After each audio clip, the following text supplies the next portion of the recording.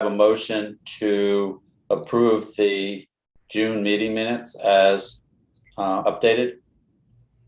Yes, motion to approve. Seconded? I'll second that motion.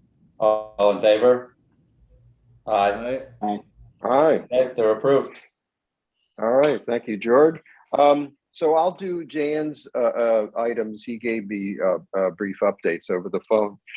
Treasurer's report, there were no new expenditures other than what we had already committed to make regular payments to Corcoran Landscaping. So nothing other than that to report. The next item, update on the Worthington builder easement request on Heather Ridge. There's no update there. Dan had asked Jim Majewski and David Truelove for their input. They said they would look at it and get back, but he hasn't heard. And Dan sent a reminder to Jim asking for whether there's any input. So he hasn't heard anything new to date. If there's no comments on that, we can move to Makefield Brook. Dennis, with the fence. Yes, the missing fence along the new I-295 where they cut into the bank. No update there. The township has reached out to the Delaware River Joint Toll Commission and the contractor for them, and there's been no response that I'm aware of. So I'll continue to just pursue that.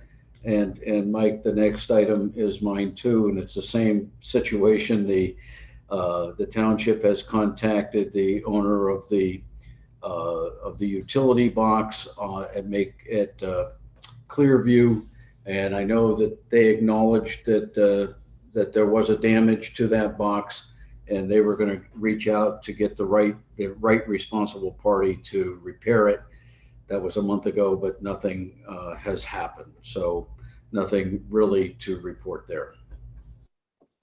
Okay, thank you. Thank you on both items.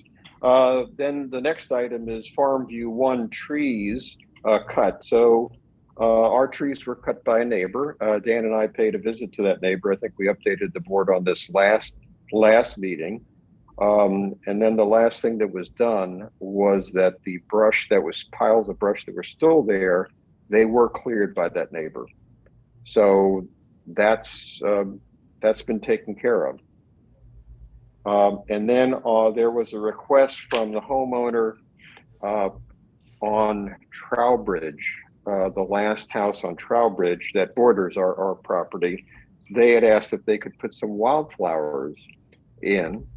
And I know the board didn't have any large objection to that, but Dan said he wanted to check with the farmer, Tom McGowan, first. And Tom said, fine, he's okay with it as long as the wildflowers don't extend beyond the trees that are there. So within that tree area, some of which are on our buffer, he's okay with that. So Dan will give the go ahead to that neighbor to do that. Any comments on that? Okay. No. Okay.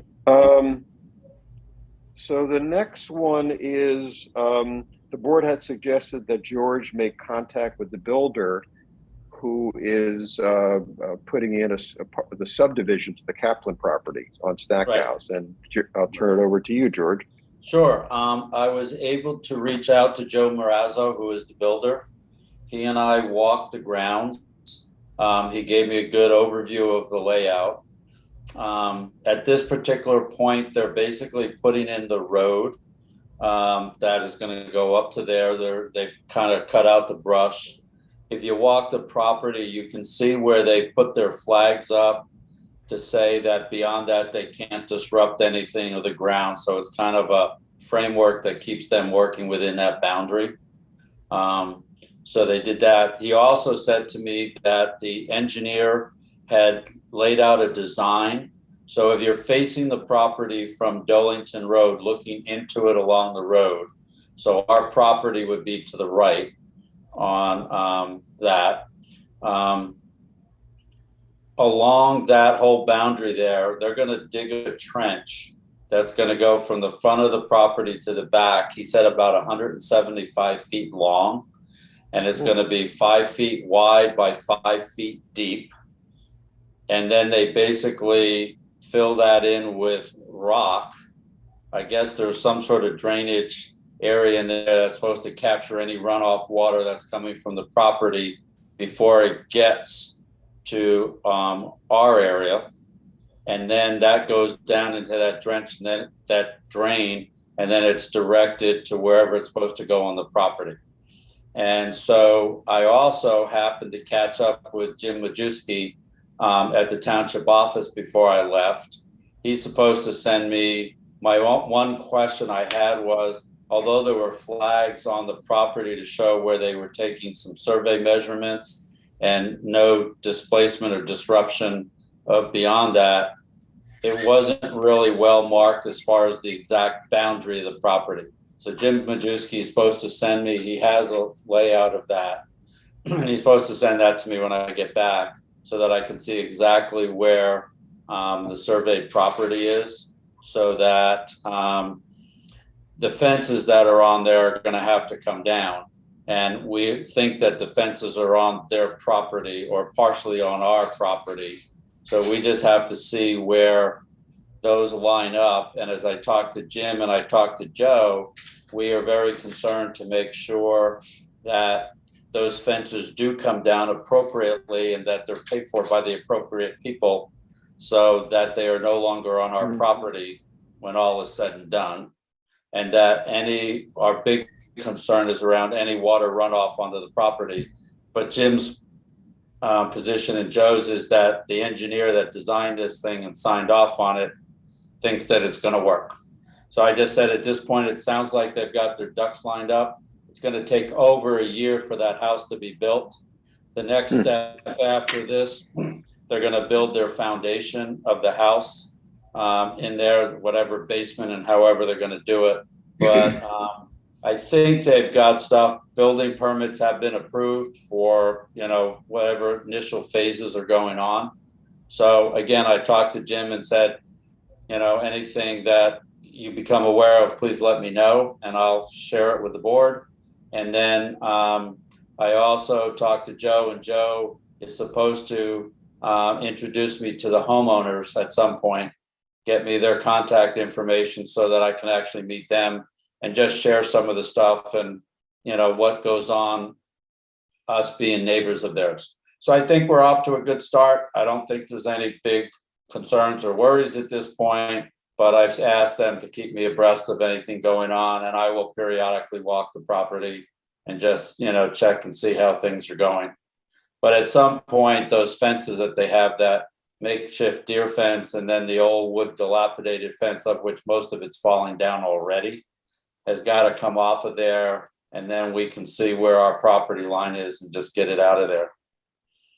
But and then the other thing is, the buffer zone on there looks in pretty good shape. So I think we'll be fine when it's all said and done. And we'll just see as it goes, but it's going to be 12 months before the end product is even close to being done. That's the story on the house. Great George, that you made contact. Yeah. Go ahead, Dennis. It's Sean. Sorry, Mike. One question. You mentioned this. You and I had spoken about it. They're going to dig the trench and put in an area that would kind of collect water, Right. kind of on the line. You just mentioned about 185 feet. I just measured from Dolington Road to the back of the property, and it's 161 yards. That's 483 feet. So the front of the property to the back of the property is 483 feet. If they're only going to put in some type of drainage for the first 185 feet or so, that would be a bit concerning, given that they're going to be running I'm assuming a macadam asphalt driveway kind of right down that line. So maybe just something to keep an eye on. I think the driveway, from what he explained to me, is parallel to that.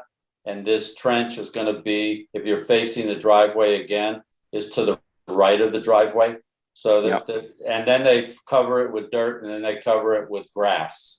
Right. So, which would be great if it runs the distance of the property line. If it's only going to run the first 100 and some feet, the next 300 feet have nothing to keep water from kind of coming down our way. That would be my only concern.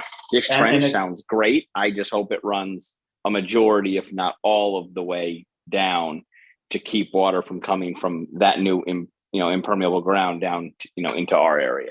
Yeah, and I'll follow up with them in the sense of, once I get this survey from Jim and I talk to him, I'm hoping that it shows where this trench is going to go. It could be that they don't start it at Dolington Road, that it's further in.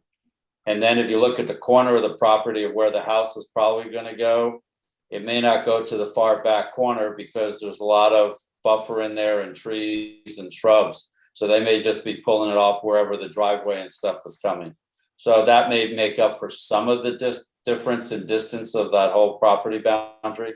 But I'm sure we can get the diagrams and the information once it's available to us. Okay, great. I love the idea. I just want to make sure it goes back far enough to help protect us. That's all.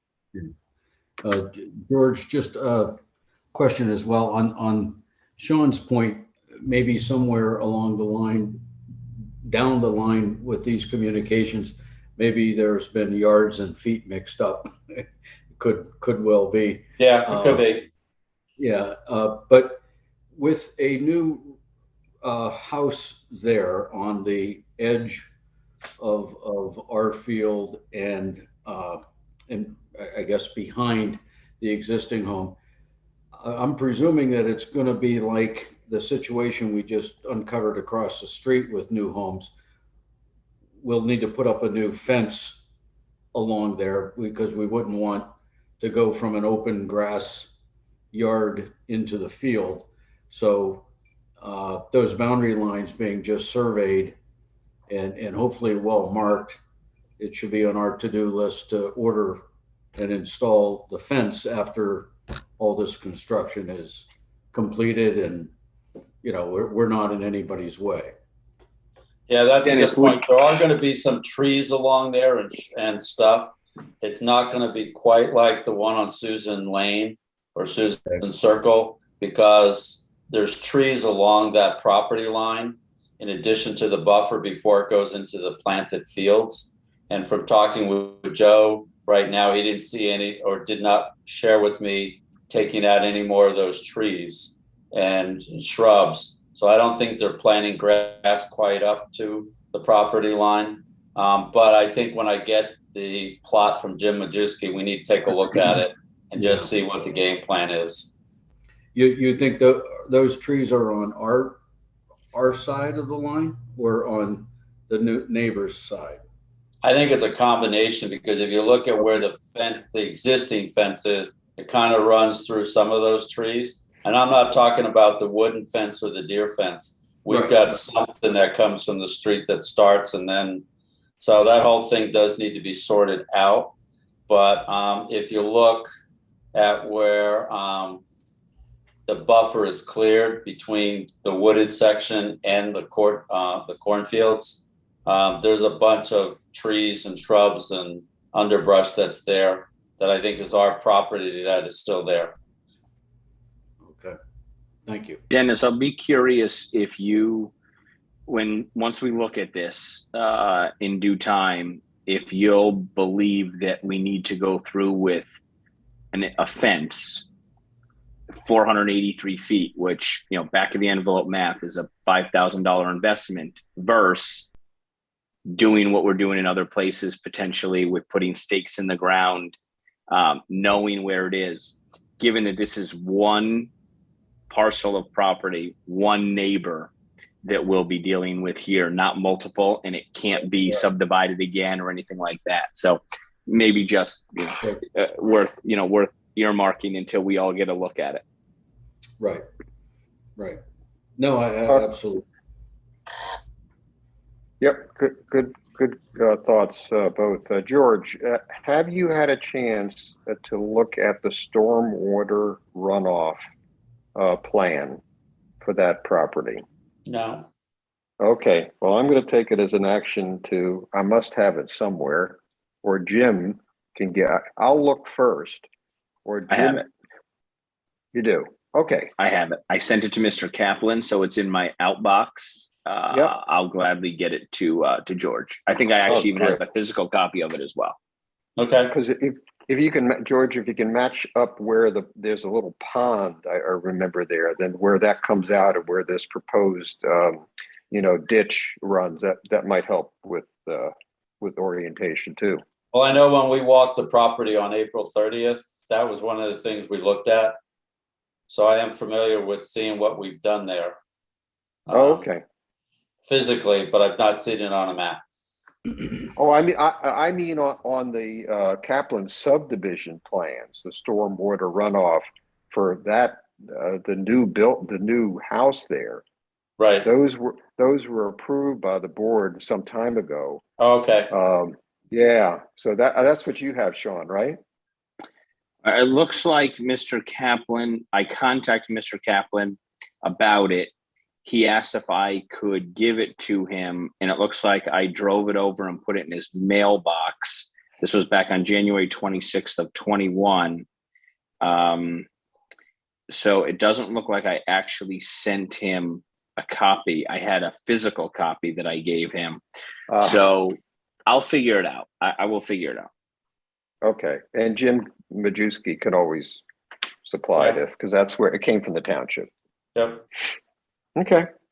And in it, just that triggers a thought. The approved stormwater runoff plan for that developed parcel, as you say, Mike, is important. Also important right now and into the fall and winter is the stormwater runoff plan during construction. The stewards have a crop there right now.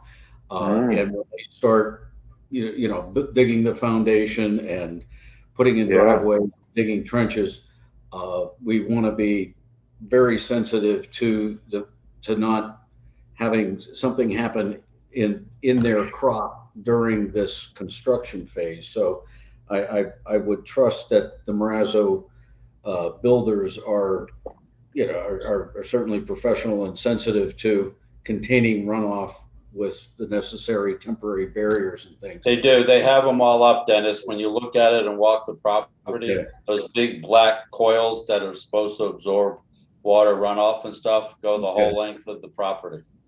Okay, good. Yeah, because that corn is more valuable this year than it was last. Given good point. Well, that's good. George, very good start. Thanks for your due diligence. Appreciate it. I'm sure the board appreciates it as well. You're welcome. It was fun. Yeah, good. Okay, so the next topic is yours as well, Bridal Estates and the dead dying tree. Right. So I apologize for being short, but since I've been on vacation, I didn't get to my computer until this afternoon. So I did send everybody a quick note. So I went over, I met Doug Wright, and then he walked me on the property and took me back to where it is. And what it is our fence line is at the back of the property on Bridal Estates. And one of the two original farmhouses is now actually in Bridal Estates. Okay. The tree is right on the property line. Our fence is in good shape. That's not an issue. Everything is the way it's supposed to be. But the backside of that tree, and you'll see it in the email I sent, and I actually have some additional pictures I took, that whole back part of the tree is kind of like dead. So the branch is leaning over the property line, approaching that neighbor's pool and backyard. I've seen better days. So there's nothing growing on them or whatever it is. So there's no doubt that a good portion of that tree is diseased and dead. They're on the other side that kind of leans into the farmland part that's being harvested or planted and produced. That part of the tree is okay. So I'm not a tree expert, but there's no doubt that the one side of the tree has gotten diseased and is dead, and branches could come down in a strong wind or a storm onto the neighbor's property. So what I told Doug was, he said, well, I know somebody who can get us an estimate for removal of the tree. I said, go ahead and get it. I said, I need to speak, talk things over with the board, figure out what we want to do. Do we have any other options? But get me at least a starting point with a quote. That's what I forwarded to everybody. The quote came in at $1,400, which for a removal of a tree that large, is not unreasonable to me, knowing when I've gotten quotes from my own trees on my own property and other things. Now, the question becomes, I don't know how diseased the whole trunk is and up through there, but you can see spots where it is diseased and it's starting to decay on the side. And on the part of it, it's still kind of lively. So, I mean, if you look at the different options, one is the most extreme. We remove the whole tree and prevent anything from damage or anything else like that, period. Second option would be to have somebody come in, whether it's the same tree person or whether Matt Corcoran has the ability to do it, but we basically take down all the dead limbs that are coming on the one side of the tree that could fall onto the neighbor's property. And that cost comes in a little bit less than what the whole tree removal would be. I don't know all of Matt's capabilities, Sean, whether or not if we showed him the tree, he could give us an idea of something he could do with, his people and his equipment. The third thing is we do nothing and, hope that there's no big storm or problem and nothing comes down for a while. So that's really it. It's on the back corner of the lot, but it does, a lot of those dead branches lean over to the neighbor's backyard. Not quite reaching the pool, but enough that it could come down and cause some, problems for the neighbor. So, we can pursue a couple other, options. I can meet Matt back there, or he can go take a look at it and give us an estimate and say, this is what I would do with it. And we can, again, it needs to be fully removed, or he can say, no, you can just kind of cut off the bad stuff for now. And we'll see how we go from there. So that's kind of where we're at. I just told Doug after we had our meeting, we would figure out a couple of options. And if we needed to get a few more quotes or whatever it is, we would do that. And then we would get around to deciding what we want to do. I think it'd be worthwhile. At first, when I read your note, George, I thought, well, definitely we should get another quote, because Matt has taken down some huge trees for about $1,000. But what you state is also important, that getting somebody else's opinion on what could be done would be valuable too. So I think I would vote in favor of having Matt take a look at it. Yeah, I would do the same, given that we have someone basically on retainer. We have these 2 summer days, which are ultimately 16 hours that we agree to pay for. And he's kind of an advisor for us on the buffers and the trees and so on, very knowledgeable. It would not hurt us to have him meet George there and go over options. And if he feels it needs to come down, George can ask him right there. All right, well, Right. What would it cost to take it down? And we could see right away what we're looking at. So that's a free option right there. I mean, he's always willing to give us his time. So I think we go that route and then rest comfortably that we looked at this 360 degrees, and we'll go forward with what we feel is best. And like I said, I'll be back in town Thursday night, Sean. So really anytime starting next week, if Matt can reach out to me or contact me, if you give me the information, I reach out to him.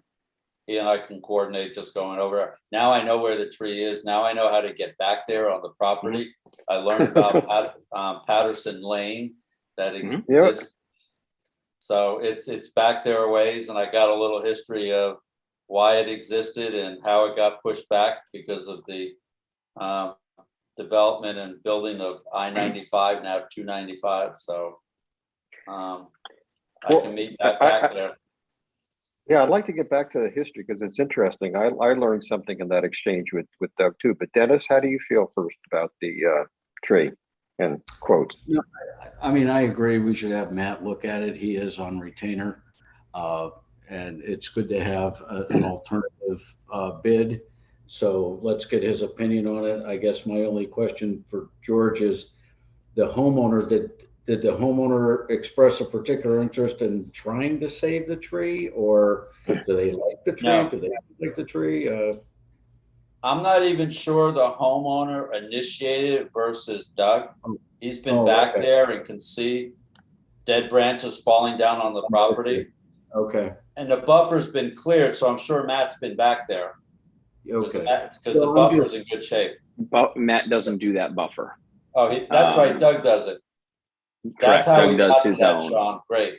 Yeah. Yeah. So, George, what I'll do is I'll reach out to Matt and let him know that we have a tree that needs to be looked at, and I'll give him your name, and then Right. I'll send you his information. You make contact with him with what's, good for you, and Yep. you two meet out there and discuss it. I would be very much in favor of doing this more on a proactive than us letting this thing go and fall, because then Yes. the bill gets more expensive. Yes. Yeah. And in my experience, for what it's worth, a tree like that's half dead, you're fighting a losing battle to try to trim it and save it, unless the homeowner is passionate about trying to keep that tree, because you'll spend a lot more money trying to save it over the years. It's going to die. If it's half dead, it usually it pays just to take it down and be done with it once. But let's let everyone assess it. Right. Okay. I do think by our bylaws and just by being a good neighbor, we should, if nothing else, if the neighbor doesn't come out when they see you and Matt back there discussing it, we should let the neighbor know kind of what's going on, because this is a boundary tree. At least it sounds like Right. it's a boundary tree by the way you've described it. So we should let the neighbor know kind of what's going on before we do it, because who knows if Matt's going to be cutting this at the fence top, or exactly what he'll be doing. But it'd be great if the neighbor knew that we were what we were doing. Yeah, we can do that. Yeah, if you look at our policies and practices on boundary trees, the two parties both have a say in what happens to the tree. So we need to Right. communicate with that owner. It's ours and it's theirs at the same time. Okay. Great. So when Doug Wright first texted me about this tree, he said there's a tree at the Patterson farm that's leaning over the neighbor's pool.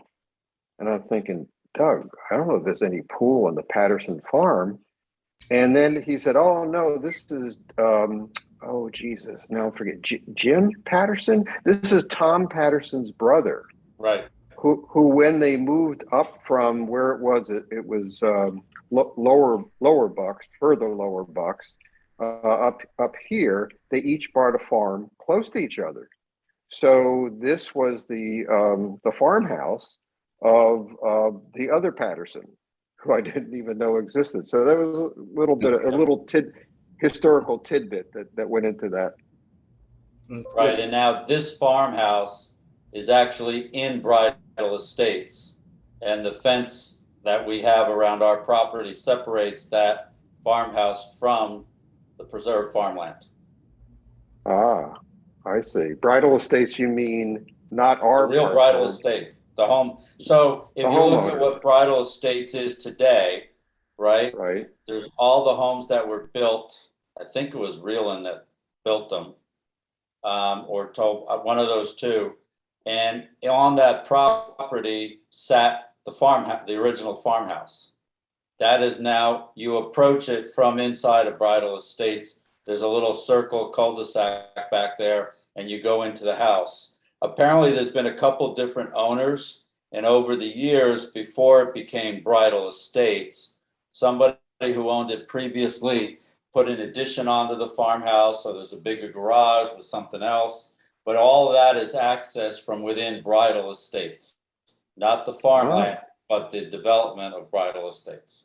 So there's a Patterson Lane that you can get to through the development. No, you Oh, you come have off to- of the bypass as if Right. you were going into the farm, and then immediately to your right, there's a road that goes all the way to the back. And at the far end of that on the right-hand side, there's a home back there that one of the relatives had built years ago that still lives back there. Okay. And that's Okay. actually on the farm. That's on Breezy Vale, I guess, is the official. Yeah. Got it. Interesting. Got it. Yeah, it is interesting. Okay. Okay. For no other discussion on that, thank you again, George, for that update. And I'm going to skip over. I'm just going to do the second of mine, the long shore, because that's a shorter one before we get to Farm View 2. So the vines growing on farmland fence. We had two properties on Pownell, Mr. Frederico and Mrs. Patel. I've been in touch with Mrs. Patel, and Sean contacted Matt to come out, and Matt came out with me, and he's been cutting the vines at their base. So their vines on the fence are dying. So it's good. We've done all we can from our side. And I wrote to Mrs. Patel and gave her permission to spray towards our property on the fence to kill the rest of it. She hasn't done so yet, but she said she's happy with the situation, that we gave her permission. And I'm hopeful she'll get to it. Mr. Frederico hasn't done anything yet. The vines are still growing there on his side. So if he wants to do something, he can. So that's basically it. That's what's going on there. Okay, so I want to bring up any thoughts on that or questions, Longshore? Nope. All right, so okay, let's bring up what I want to do. What I propose. Oh, I have to share my screen with you first. You do that. Mike, real quick, we've been at this for a half an hour. You want to check and see if there's any public comment on anything that we've discussed so far? Yeah, sure, John. Any public comments so far? No public comment so far. Okay. All right, good. Good reminder. Let's share my desktop.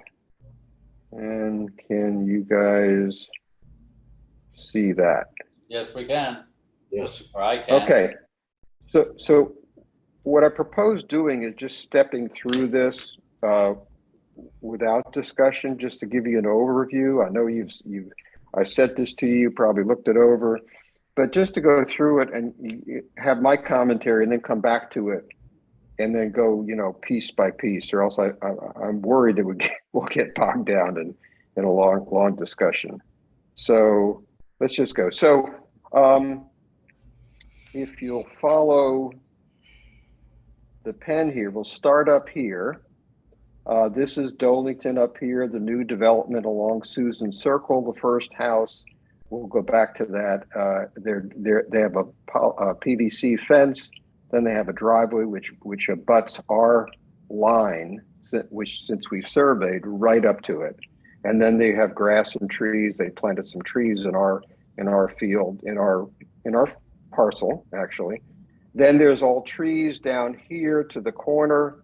You'll see that the new survey shows that our existing fence is not exactly on the corner. We may want to reposition that. There's a rock garden. We're on Sunnyside Lane, along behind Sunnyside Lane here. Then we have more existing fence. We have a short gap here. There's bamboo here. I should have put that in there, right in that area. Then there's no fence, but a lot of large trees intervene in that area. Then we turn up towards the big corner house here. Here, our property line is in back of some trees that seem to be the demarcation of the property line, but actually the property line is to further to this side. And then Mr. Pereira here, I met him, nice gentleman. He's put up a wire fence here. He's put up some large spruce trees here and the wire fence. And he said, and he's been mowing the property here, along here, for years. And he's done that, he says, to prevent the corn husk from blowing in onto his yard. He has a very nicely maintained yard. So these anchor properties, I'll call them, here and then back up here on Susan Circle, have nicely manicured areas that include our property.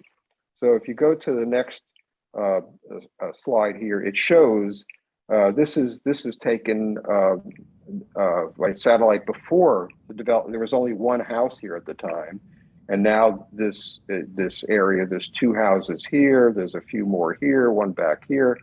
So here's the fence. Here's the driveway. There's the line of trees and a driveway from this new property owner back here. And then our fence is here, rock garden, another stretch of our fence. No fence here, no fence here. And then you hear the corner property again. That's where our buffer area is cut by the neighbor, and it goes out to Darlington. So let's look first at. Go Yes, ahead. yes. Go ahead. No. Go ahead. You're probably going to answer the question I had. Okay. So let's look first at that first house. Well, the first house that borders our property on Susan Circle. It's not actually the first house in the development. It's the second house. So this is what I mean by the PVC fence. That here's the property marker that runs right along the property line, and that the driveway continues past that right here. And if you look from this area, looking back towards Darlington, you can see that that fence runs right along our property line.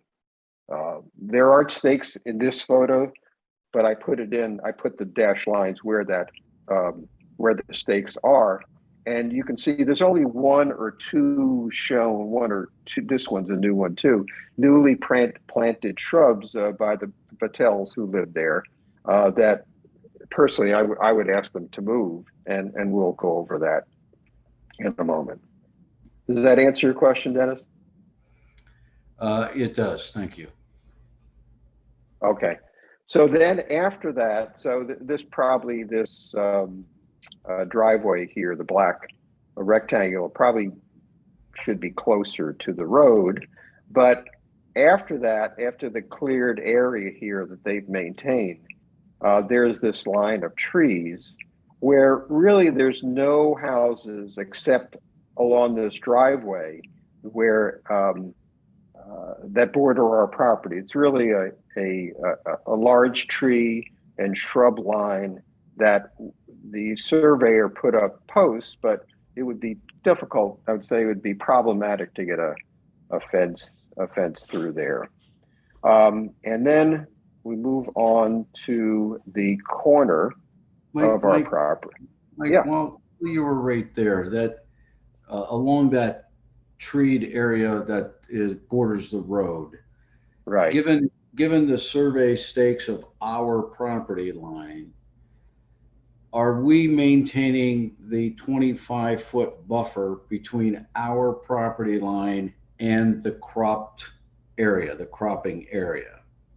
Because it looks from this, I mean, I can't tell, but it looks like we may not have a full 25-foot buffer there between the crop and the boundary. Is that a concern at all?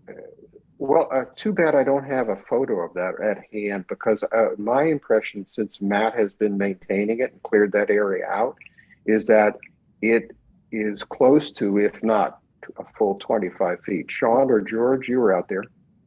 Good. Yeah, I think from what my recollection is, from that wooded area that would be hard to clear buffer, there is a buffer area from the edge of that to the crops. I can't say whether it was 20 or 25 feet, but it's clearly at least 15 feet, and it may be getting close to 20 feet. That is still clear down in that corner, because I remember when we walked down there, we weren't walking on top of the crops at all. Okay. It's an adequate buffer, Dennis. I can't say exactly how wide it is, but it's an adequate buffer for all of us to have been walking and no one to have to worry about being in the crop. Okay, great. Thank you. I just, thank you. Okay, so now we'll focus on the corner. And this is what I mean. Right here, you can see the surveyor's post and wood stick. Here's where the fence went in. I can't explain this. I don't know how this happened. But the fence was obviously put in the wrong place. Whether we want to move it back to the line or leave it, that's up for discussion, but we'll come back to that. From there, if you move to the rock garden and then beyond, it's very clean fence line up to the rock garden, and then beyond the rock garden, the fence is smack dab on the stakes of the new survey.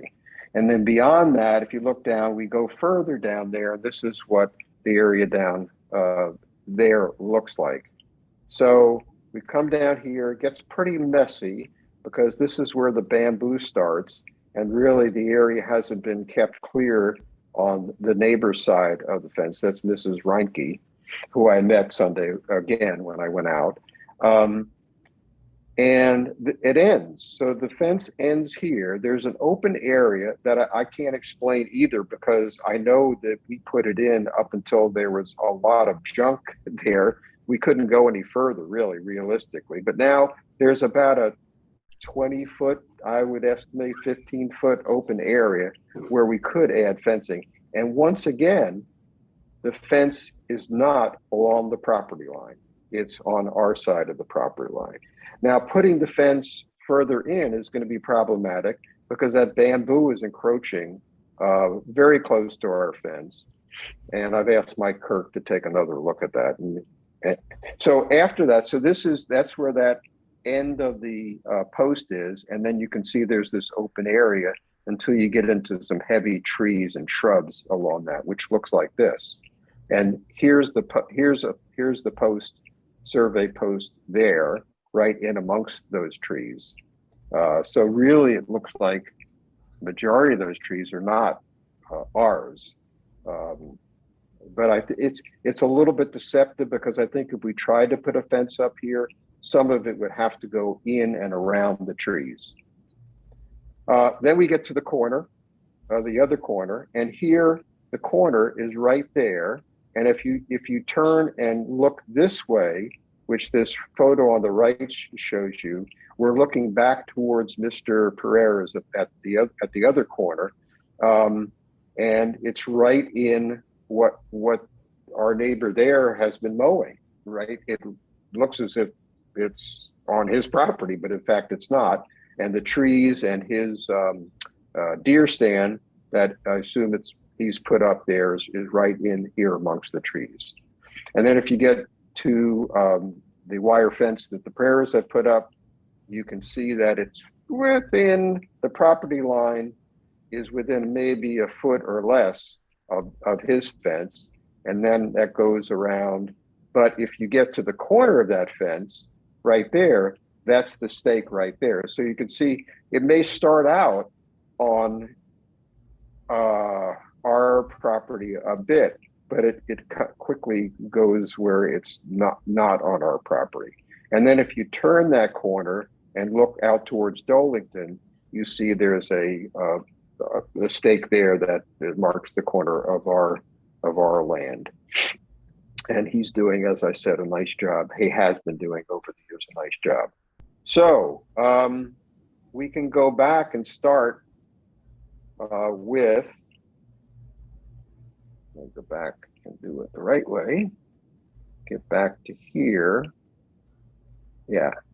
So this is the Patel's property. That's one question. And when George and Sean and I were out there, we were thinking that a resolution to this issue would be, we'd recommend sending a letter to the Patels rather than putting up a fence along here, since we wouldn't be able to really practically continue it way down here into the trees, is that we send a letter saying that we want you to understand you're using farmland property. We reserve the right to reclaim it. get them to agree. This would be more of an agreement than a letter. And I would think we'd have to have a lawyer look at this, that you agree not to move or remove any of the boundary markers, will shorten them to make them mowable, and that we give them permission to continue maintaining the property at their expense, provided they move the trees that they planted on our side. So it's open for discussion. What are your thoughts on the approach here? Mike, So I guess I'll go first. I had looked at that and obviously walked the grounds that day with you guys, and all your recommendations that were in the letter and stuff, I'm fine with. I think it's aligned with what we said. I guess my biggest thing is that as we go through this, I think we have an opportunity here to kind of go back and kind of get everything squared away, if you will, literally, around the property and get things back to where it's supposed to be. So I would be all in favor of whatever we have to do to get the boundaries properly marked, fenced, and fix it once and for all. So going forward, we don't have any issues down the line. And included in that would be just notification and whatever we have to do to the various neighbors, whether it's a letter of understanding, an agreement, or whatever. But I think it's an opportunity for us to get everything squared away once and for all, so that we get it done this year into early next year, whatever the timing is, and then we're done with it and we don't have to deal with these issues going down the road. So just to summarize, you're saying a letter to all affected neighbors with appropriate wording for each situation. Yes. Okay. Dennis, you had some thoughts. Well, and I first a question with the Patel property. You're saying their fence and the edge of their driveway is literally on the boundary, is on the line. That's my understanding. Yes, within inches. Yes. Okay. So when you say that they're using farmland property, you're referring to they're mowing this area outside of their fence and along their driveway, right? Okay. Correct. I wanted to be clear on that. I agree with what George said. I think it's critical that we have boundary lines that are very clear, marked, and accurate. We don't want that's how you avoid disputes. Is with that clarity and with that communication. So I'm in favor of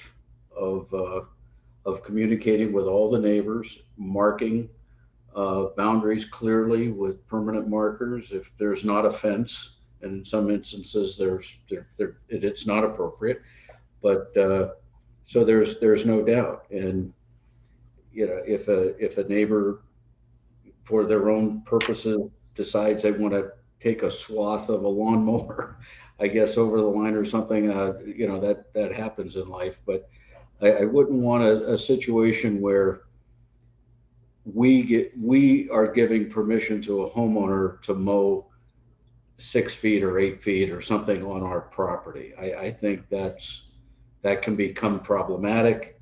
They're cutting the grass, somebody gets injured by the lawnmower, they cut their foot off on our land.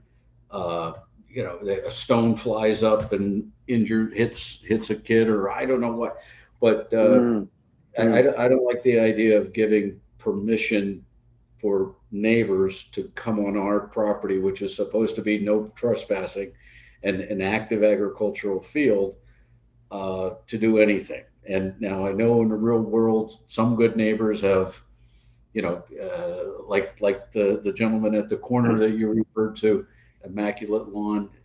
He's been there a long time. That happens in life, but it's not necessarily with our permission. That's my thought. Yes. Go ahead. I guess what I was going to ask, Dennis, is when you look at this picture on the left of the screen, if we were to say that, we're going to go back to maintaining this buffer from the edge of that into the cornfields or into the property. Obviously, it's not going to look like that because Matt's only going to do the buffers quarterly or whatever he's doing. Right. And it's going to grow up. It's going to make it harder to maintain along that kind of fence line. And they legally can take their fence up to our border. I mean, just like in any neighborhood. So on a way, I kind of like the fact that they're cutting that and having their lawn service do what they're doing. If we go with Matt just doing it on a quarterly or whatever the frequency we have him doing it, it's going to look a lot different and it's going to start growing on that fence. And I could see things creeping up onto the fence, under the fence, and around. So I'd almost be, in this case, in favor of letting their lawn service continue doing what they're doing because aesthetically it looks better. And I think it'll be easier to maintain it on an ongoing basis. I think if I read between the lines of what Dennis was saying, it's more how we word this in our letter. I don't think any of us are going to complain or say anything if we drive by and they're continuing to maintain it in this fashion. It's the permission giving through a letter that I think could be the issue. So my proposal would be to handle it in a way of us coming to an agreement with the Patels that, you know, listen, you can obviously see the line. You have a stake literally 2 inches off your driveway, which once we have a signed letter, we'll remove and put, you know, a stake down in the ground, you know, that can be mowed over and isn't, you know, is visibly unappealing as that one is. The trees need to be removed without question. But that, you know, if you want to continue to maintain this verbally, if you want to continue to maintain this the way you are, you know, that's fine. It's on your dime and it's, you know, it's at your, you know, your risk. But if you want to continue to maintain the fence line the way you have been, you know, we're okay with that. But I think that's more of a verbal communication with us and the Patels, as opposed to it being in somewhat of the formal letter that we're going to deliver that I'm sure a lawyer is probably going to have to look after. That would be my. I you know, I agree with what you're saying because they are, to Dennis's first question, they are well onto our property, maintaining that grass. Yep. So, and giving them permission, it could be problematic. So verbally, I think could take care of it. And what we do ask in a letter is, I think what we're coming around to is that they move those trees that they planted. I think that they move the trees, that they don't have our permission to mow our property. And like I say, as Sean is saying, if you know, in discussing with them and say, look, if your lawn guy wants to take a pass down on that side of the fence, you know, that's no big deal. Nobody's going to get upset. But officially, you don't have our permission to trespass and work on our field. That's right. That's right. I think that's the way we keep this neighbor. That needs to be consistent with all our properties and all our neighbors, and that's my point. And I agree with George. It would look different if it was Matt cutting it 4 times a year, and quite frankly, it's supposed to look like a farm field, not a suburban lawn. So I'm okay with some weeds and tall grass and stuff. Now, George is right that, you know, if mines start growing up and everything else, that's going to be a problem. But if Matt is cutting that 4 times a year, or if the Patel's lawn service continues to make a single pass down there, either, you know, it's going to be what it's going to be. I just don't want to start giving permission to neighbors. You know, I mean, we had a good long-term neighbor here whose name is escaping me, who wanted to stack some lumber on our property, right? And we said, you know, it's kind of no harm, no foul, but we didn't want to make that exception for one neighbor because pretty soon, you know, we have almost 200 neighbors. So that's my point, I think. So remind them that officially they don't have permission to be on our land. but verbally, if they did a pass, that we wouldn't object. Yeah. Okay. So we'll have to come up with the right verbiage. Of course, it will be passed around to everybody and get your okay on it. Now, the same basically would apply to the other corner property, the Pereiras, right? Who have been cutting that area, as I said, for years. Yeah. So, right? Okay. There, I think it's even more important that the letter says that they don't have our permission, because, if you, there is a common, I think it's 20 years, a common law that if Right. parties on each side of a boundary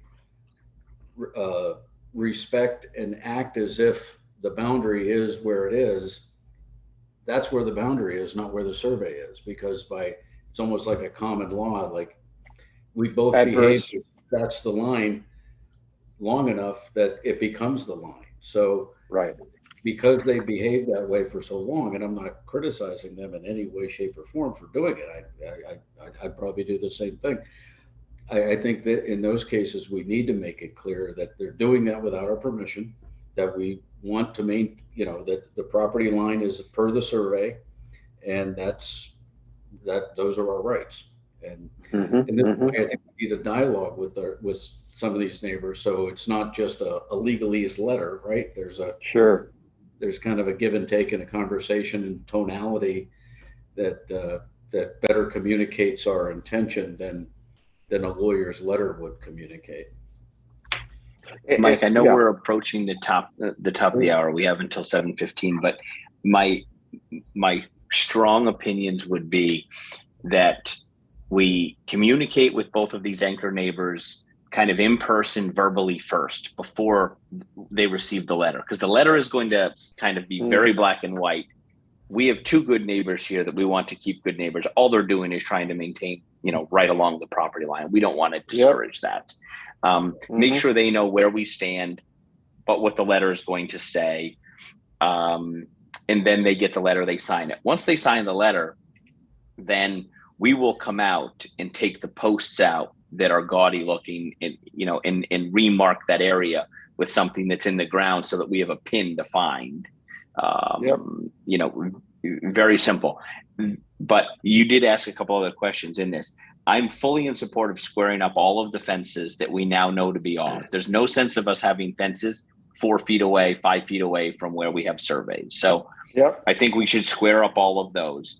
But I am in a strong opinion that we should run a fence from the corner of that anchor property down to the other corner. You have it in one of your pictures there.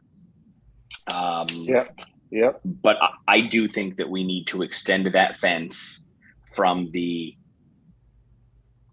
there. We need to extend the fence from as far as you can see in that right-hand picture there, all the way down, because there's some major, to there, down to the corner. There's a camper that you can't see in this left-hand picture that's basically almost right up against our property. There's a deer stand that's in our property that's being freely accessed. There's several things going on that fence line. I'm strongly suggesting that we hook up to that corner post and run that all the way back down to the corner of our property. So this corner post here down this way. Down. That's exactly right. Because I thought you were suggesting that we put a fence further up this way. No. Yeah. From that corner post right there that you're showing in the left-hand picture, back down to the furthest extent of our property, there should be a fence line there. Got it. Now, just let me add, because Dan gave me his input. He's not in favor of, well, let me just say that his opinion is that whatever we do, we need to be equitable. And he felt that if we have fencing in some areas and not in others, to him, that's not equitable. And we need to be able to justify that to ourselves and to the neighbors in case they would complain. What you did for one neighbor, you didn't do for us. So thoughts on his thought. I And guess and from that, what so you if just I, said, go ahead. I was Go gonna ahead, say, Dennis. I'm interpreting what you're saying, Dan's thoughts are to be in agreement with Sean that we should run a fence in that span because we have fences in most of the other spans. Is that the right interpretation of your delivery Uh, of Dan? yeah, it could be. It could be, except that if you extend that, then you put a fence at the Patels. Then you put a fence, extend the fence where you can from this Reinke's property with the bamboo, extend that as far as you can out to the corner that Sean is talking about now, out to this corner. That's problematic because of the trees. So I think whatever we do, it's our property, and it's our decision to make. We just need to be able to defend it to ourselves and to others of how we're going to do this. I could go either way. This seems to be very open and sort of untouched, but so does the Patels area without a fence. So Mike, my rationale would be any place we think that the border between trees, brush, undergrowth that we're going to maintain, but serves as a reasonable boundary and where there's nobody there to access the ground. But in this picture here, it's clear that it's wide open from their backyard into the farmland.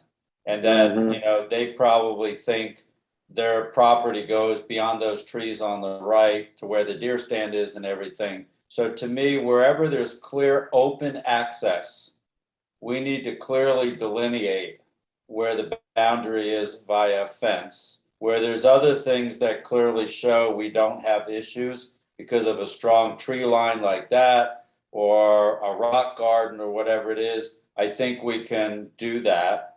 And again, looking at this, I would clearly say in this example, I wouldn't put a fence up because it's coming from the street on the side. And we already said that there's probably enough as you go further down Susan Circle, there's enough trees and underbrush to clearly show that that's our property line and we're going to have some markers there anyway.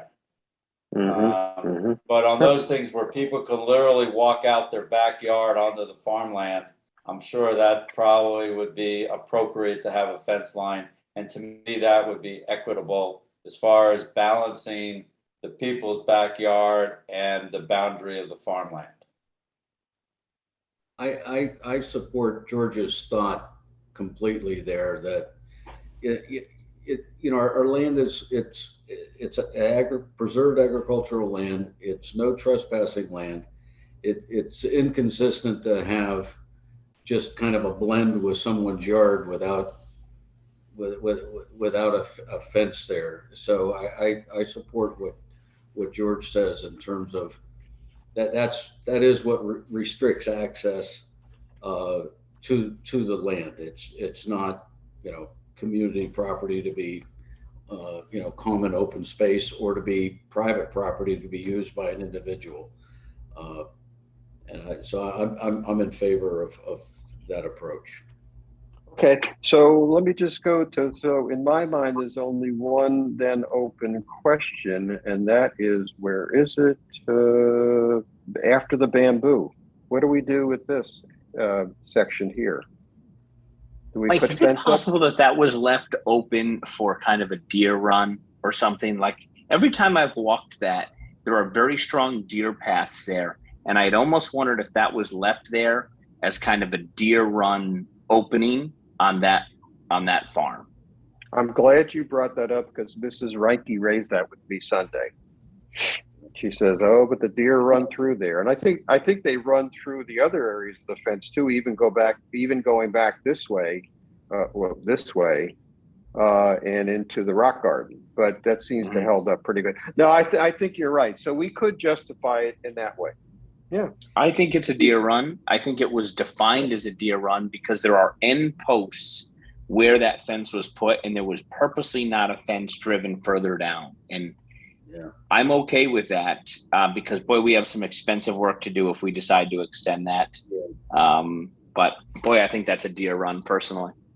And Okay. we have in the last couple of years opened up a couple areas of fencing between us and neighbors because it's a deer run and because we had to go out there and fix the fence every couple of years. Little, fawns would get stuck in it, and we were spending money repairing the fence. So we just kind of gave up and said, all right, let's leave an 8-foot section open because they're coming through here anyway.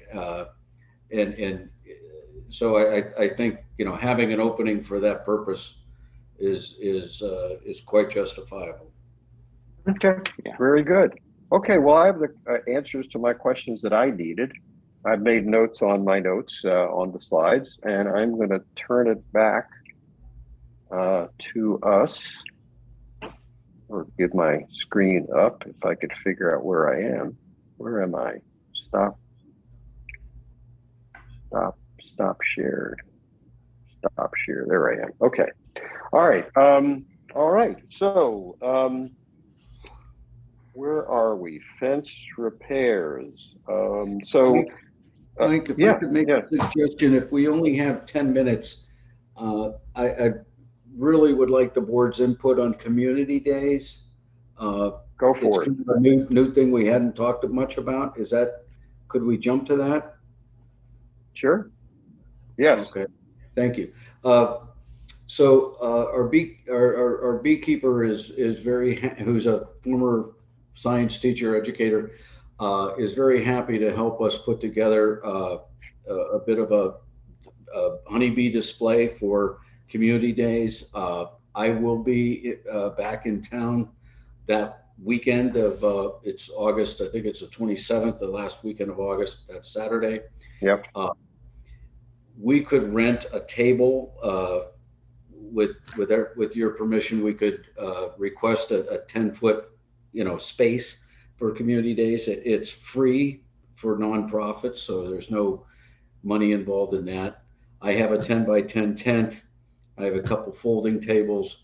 I can coordinate with Sven, the beekeeper, on what he'd like to do, what he'd like to put together, and have him coach and counsel me a bit so I know a little bit more about honeybees and things than I do today. But so it would be farmland preservation presence at Community Day. If we have I don't know if we have a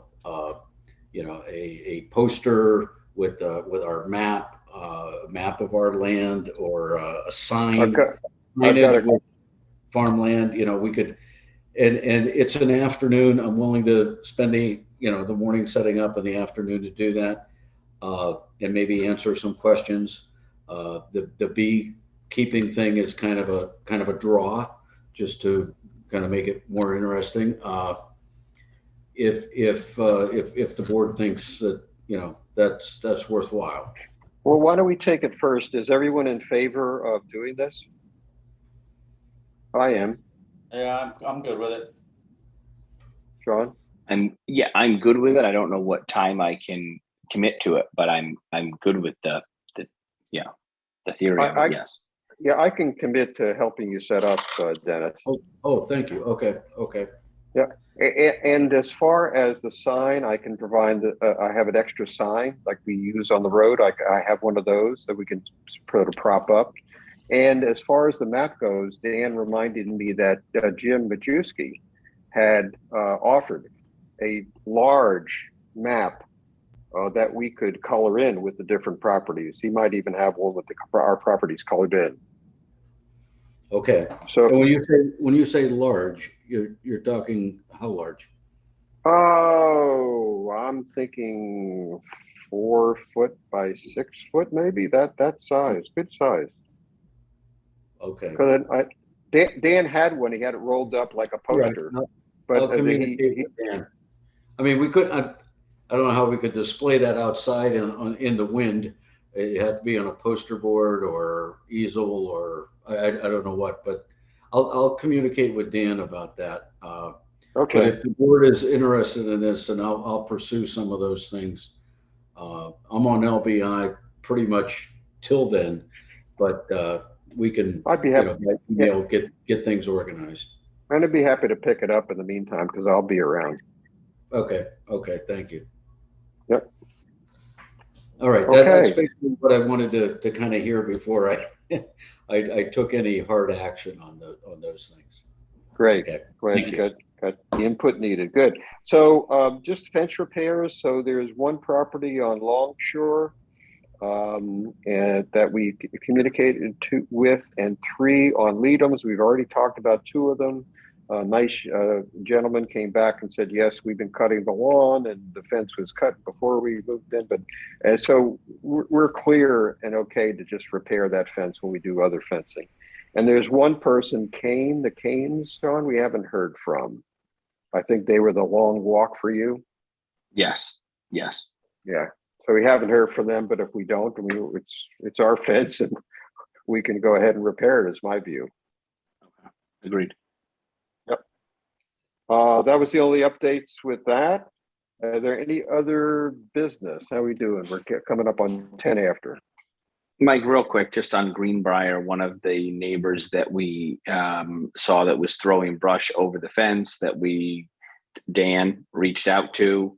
You remember Matt Corcoran had to spend almost a day and a half there removing truckload after truckload of debris. He sent me a picture maybe 10 days ago showing me debris thrown back over the fence at that same residence. So,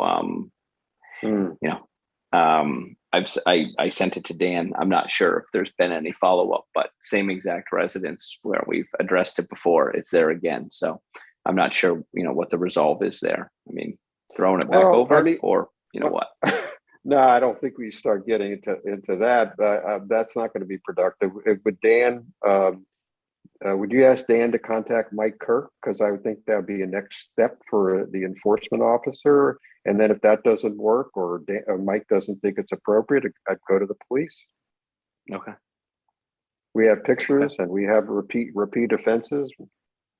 Yeah. Yep. I'll send Dan a note. Send them the bill for the cleanup. There you go. Yeah. Connect. All right, I'm just writing this down with Dan. Okay. Anybody else? Under other business, just to say that the red tank season started July 1st. Again, it takes a pause for fawning, and no tags filled that have been reported, but I usually get the report at the end of the month anyway, so their red tags are still out there. Should I add that as an ongoing item for the agendas for the fall? That not necessary. I don't think it's necessary. Thank you, though. Okay. All right. Any other business? Going once. Okay. Going twice. Public comment. John, anybody public comment? Any public comment to this point? No public comment online. Okay. Well, I'll entertain a motion for adjournment then. Oh, one more thing. No meeting by we've always done it this way. August, we forego a meeting. Would anybody like to have a meeting? Put it down. Hearing no great uproar, we'll forego the August meeting and start again in September. Everyone enjoy the rest of the summer. It must be great to be down the shore, Dennis. Good for you. It's been great so far. No complaints. Yeah, good. Well, I'll entertain a motion for adjournment then. So moved. I'll second it. Okay, we're so adjourned. And Sean, if you would just hold on, I want to ask you about your email situation. Sure. You could. Okay. Sure. Thank you, gentlemen. All right. Okay, Thank Dennis. you. George, Take care. thank you. Appreciate it. Take care.